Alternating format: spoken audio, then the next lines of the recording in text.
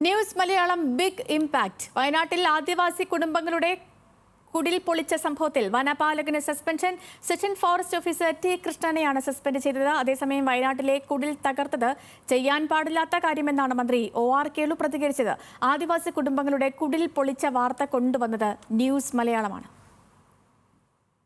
വയനാട് തിരുനെല്ലി ബേഗൂർ കൊല്ലിമൂല ഭാഗത്ത് 16 വർഷമായി കുടിൽ കെട്ടി താമസിച്ചിരുന്ന 3 ആദിവാസി കുടുംബങ്ങളുടെ കുടിലുകളാണ് വനം കയ്യേറ്റത്തിന്റെ പേരിൽ വനം വകുപ്പ് അധികൃതർ പൊളിച്ചു മാറ്റിയത്. പകരം സംവിധാനമൊരുക്കാതെ കുടിലുകൾ പൊളിച്ചതോടെ സ്ത്രീകളും കുട്ടികളും ഉൾപ്പെടെയുള്ളവർ ഭക്ഷണം പോലുമില്ലാതെ ദുരിതത്തിലായി. കുടിലുകൾ പൊളിച്ചതിനെതിരെ ശക്തമായ വലിയ പ്രതിഷേധമുയർന്നു. വിവാദമായതിനെ തുടർന്ന് രാഷ്ട്രീയ പാർട്ടികൾ പ്രതിഷേധവുമായി ബേഗൂർ റേഞ്ച് ഓഫീസ് ഉപരോധിച്ചു. കൽപ്പറ്റ MLA ടി സിദ്ദിഖും സ്ഥലത്തെത്തി. തുടർന്ന് കുടിലുകൾ പൊളിച്ച ഉദ്യോഗസ്ഥർക്കെതിരെ കർശന നടപടി ഉണ്ടാകുമെന്ന് വനംവകുപ്പ് മന്ത്രി AK ശശീന്ദ്രൻ ഉറപ്പു നൽകി. ആദിവാസി കുടുംബങ്ങൾക്ക് വനംവകുപ്പ് ഡോർമെറ്ററിയിൽ താൽക്കാലിക താമസമൊരുക്കിയിരുന്നു. ഇതിനിടയിലാണ് സെക്ഷൻ ഫോറസ്റ്റ് ഓഫീസർ ടി കൃഷ്ണനെ ദക്ഷിണമേഖല chief forest conservator Deepa KS അന്വേഷണ വിധേയമായി സസ്പെൻഡ് ചെയ്തത്. അതേസമയം വയനാട്ടിലെ കുടിൽ തകർത്തത്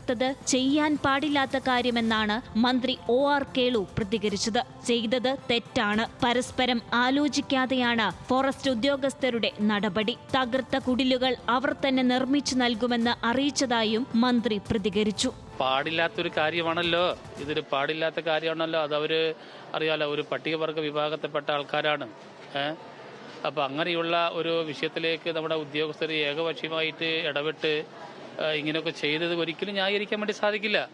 തീർച്ചയായിട്ടും ഞാൻ ഇന്നലെ തന്നെ ഇടപെട്ടു, വനമന്ത്രിയായിട്ട് സംസാരിച്ചു. അതിന്റെ അടിസ്ഥാനത്തിലാണ് പെട്ടെന്ന് തന്നെ ഈ 2 നടപടി. ഒന്ന്, ഈ തെറ്റ് ചെയ്ത ഉദ്യോഗസ്ഥന്മാരുടെ പേരിൽ നിയമപരമായിട്ട് നടപടിയെടുക്കും എന്നുള്ളതും, പൊളിച്ച സ്ഥാനത്ത് തന്നെ അവർക്ക് ആ വീടുകൾ കെട്ടിക്കൊടുക്കുമെന്നുള്ള ഒരു പൊതു തീരുമാനം കൈക്കൊണ്ടിട്ടുള്ളത്.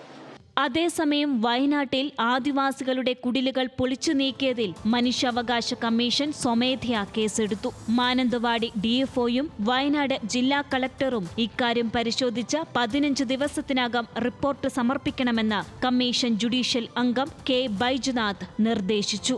ന്യൂസ് മലയാളം, വയനാട്.